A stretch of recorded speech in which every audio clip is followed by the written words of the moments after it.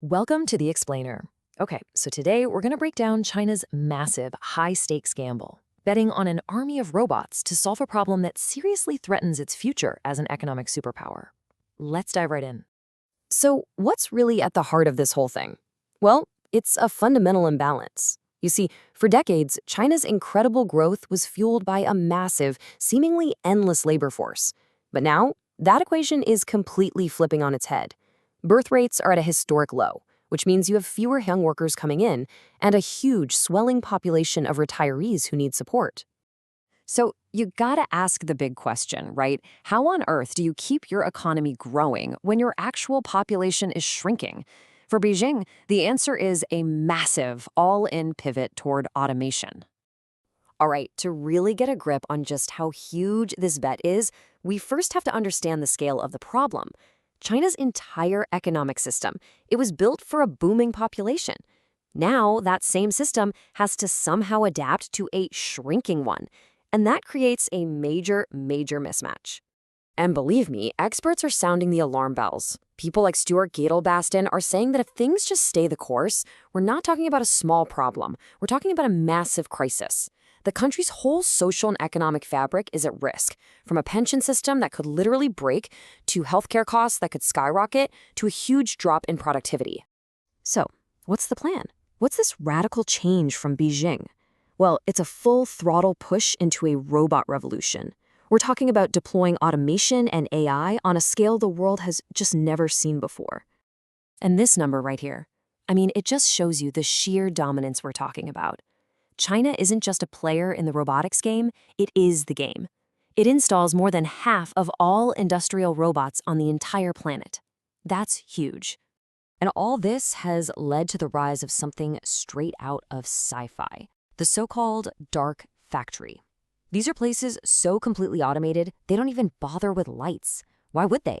The only things working are robotic arms, running 24/7, building everything from electric cars to solar panels. And look, this isn't some knee-jerk reaction to the latest population numbers. Not at all.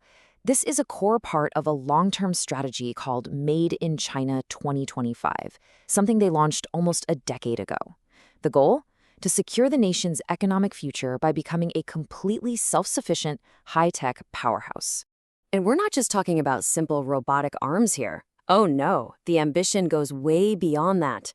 There's heavy government investment in humanoid robots, the kind that look and move more like people.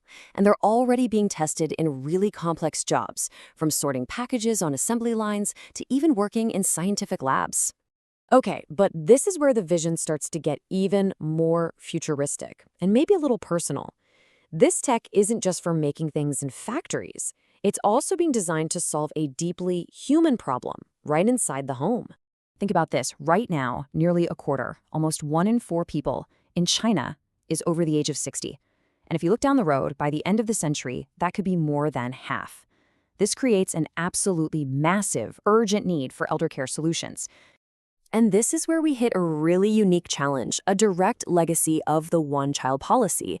You have an entire generation of only children who are now adults. This means one person might have to care for 2 parents or even 4 grandparents all by themselves. As a result, the government is actively pushing AI and robotics as a real solution for around-the-clock caregiving. So when you put all this together, it sets up this incredible high-stakes race against time. The fundamental question becomes, can your technology advance fast enough to make up for a workforce that's getting smaller every single year? As one expert, Bert Hoffman, put it, this has basically become the official script from Beijing. The idea is, hey, we're going to have such a huge increase in productivity from all this tech that the fact our population is declining, well, it just won't matter. So you can literally picture this as a race between 2 forces pulling in opposite directions. On one hand, you have the labor force shrinking. That's the red bar going down. On the other, you have productivity growth. That's the green bar, hopefully going up. The whole bet is that the green bar can consistently rise faster than the red bar falls. Okay, so for now, the math seems to check out. The projections suggest this whole strategy can actually work and keep China's economy growing for decades to come. But the real test, the big cliff, comes later in the century, around the 2070s. That's when the workforce decline is expected to speed up a lot.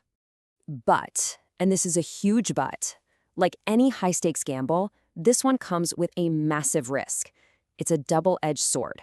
Because while automation might solve the long-term problem of having too few workers, it creates a giant short-term problem. What happens to all the human workers it replaces? And the potential numbers here are just staggering. Some experts inside China estimate that as much as 70% of the entire manufacturing sector could be affected by the shift to AI and automation. That is an enormous portion of the workforce facing potential displacement. And that right there, that highlights a critical timing problem. The very solution for a demographic issue way down the line in 2070 could cause immense economic pain and social unrest today by pushing millions of workers out of their jobs before new ones are ready for them. So, how do you even begin to manage a transition this big? Well, experts say it's got to be a combination of policies. We're talking massive investment in reskilling workers for the new jobs of the future, seriously strengthening the social safety net to support people, and continuing to reform the pension system. So, when it all comes down to it, what's the big takeaway? It's that robots are not a silver bullet. They're not a magic fix. They are an incredibly powerful piece of a much larger, much more complicated puzzle. And that puzzle has to include major reforms in things like education and social security if it's going to have any chance of success.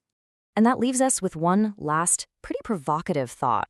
As countries all over the world start to face their own aging populations and rapid technological change, you have to ask, is China's high-stakes robot gamble just a preview of the really difficult choices that all of us might have to make soon?